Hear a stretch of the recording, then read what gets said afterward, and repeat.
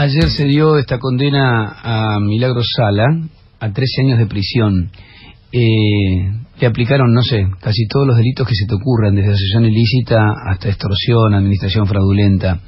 Y sin opinar sobre el fondo de la cuestión, en este momento, me preguntaba ayer cuando conocía la pena, si la condición de Milagro Sala, su condición de origen me refiero, colla, negra, como ella misma se define, no juega tan bien. No juega. En un país donde prácticamente no hay banqueros presos después de que los banqueros se quedaron con los depósitos de gran parte de la población, por tomar apenas un ejemplo, y donde la mayoría de los empresarios que aceptan haber pagado coima están tranquilos en su casa.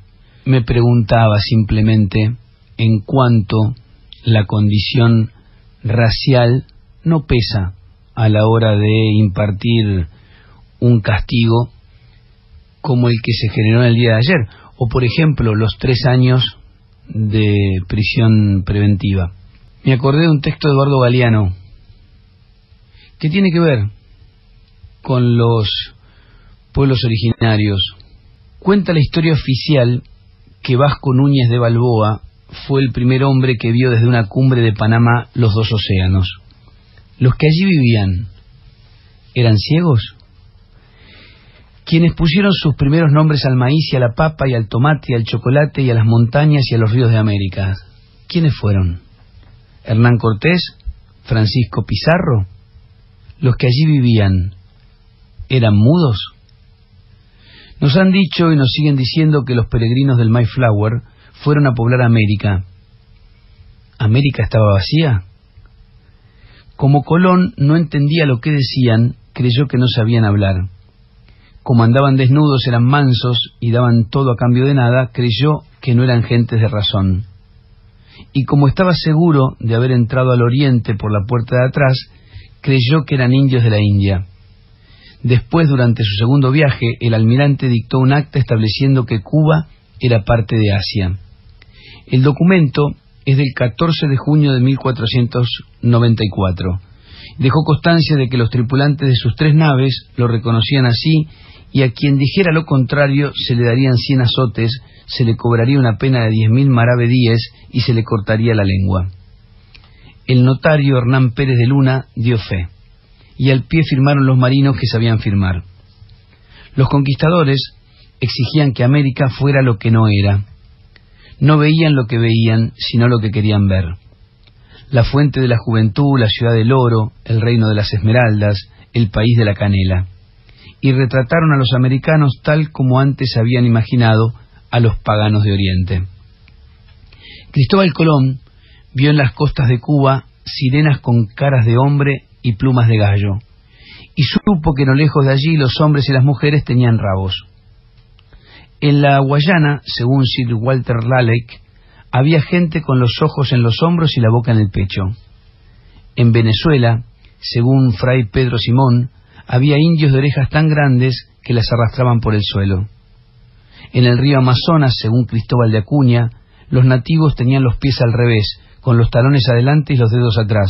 Y según Pedro Marín de Anglería, las mujeres se mutilaban un seno para el mejor disparo de sus flechas. Anglería, que escribió la primera historia de América pero nunca estuvo allí, afirmó también que en el Nuevo Mundo había gente con rabos, como había contado Colón, y sus rabos eran tan largos que solo podían sentarse en asientos con agujeros. El Código Negro prohibía la tortura de los esclavos en las colonias francesas, pero no era por torturar sino por educar que los amos azotaban a sus negros y cuando huían le cortaban los tendones. Eran conmovedoras las leyes de Indias, que protegían a los indios en las colonias españolas, pero más conmovedoras eran la picota y la horca clavadas en el centro de cada plaza mayor. Muy convincente resultaba la lectura del requerimiento, que en vísperas del asalto a cada aldea explicaba a los indios que Dios había venido al mundo y que había dejado en su lugar a San Pedro, y que San Pedro tenía por sucesor al Santo Padre, y que el Santo Padre había hecho merced a la reina de Castilla de toda esta tierra, y que por eso debían irse de aquí o pagar un tributo en oro, y que en caso de negativa o demora se les haría la guerra, y ellos serían convertidos en esclavos y también sus mujeres y sus hijos. Pero este requerimiento de obediencia se leía en el monte, en plena noche, en lengua castellana y sin intérprete, en presencia del notario y de ningún indio, porque los indios dormían, a algunas leguas de distancia, claro, y no tenían la menor idea de lo que se les venía encima.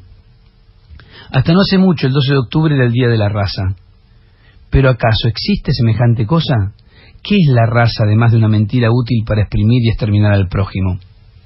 En el año 1492, cuando Estados Unidos entró en la Guerra Mundial, la Cruz Roja, 1942, la Cruz Roja de ese país decidió que la sangre negra no sería admitida en sus bancos de plasma. Así se evitaba que la mezcla de razas prohibida en la cama se hiciera por inyección. ¿Alguien ha visto alguna vez sangre negra? Después el Día de la Raza pasó a ser el Día del Encuentro. ¿Son encuentros las invasiones coloniales, las de ayer y las de hoy?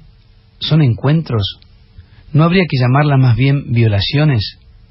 Quizás el episodio más revelador de la historia de América ocurrió en el año 1563 en Chile. El fortín de Arauco estaba sitiado por los indios, sin agua ni comida, pero el capitán Lorenzo Bernal se negó a rendirse. Desde la empalizada gritó: «Nosotros seremos cada vez más». «¿Con qué mujeres?», preguntó el jefe indio. «Con las vuestras. Nosotros les haremos hijos que serán vuestros amos». Los invasores llamaron caníbales a los antiguos americanos, pero más caníbal era el Cerro Rico de Potosí, cuyas bocas comían carne de indios para alimentar el desarrollo capitalista de Europa. Y los llamaron idólatras, porque creían que la naturaleza es sagrada y que somos hermanos de todo lo que tiene piernas, patas, alas o raíces. Y los llamaron salvajes. En eso al menos no se equivocaron.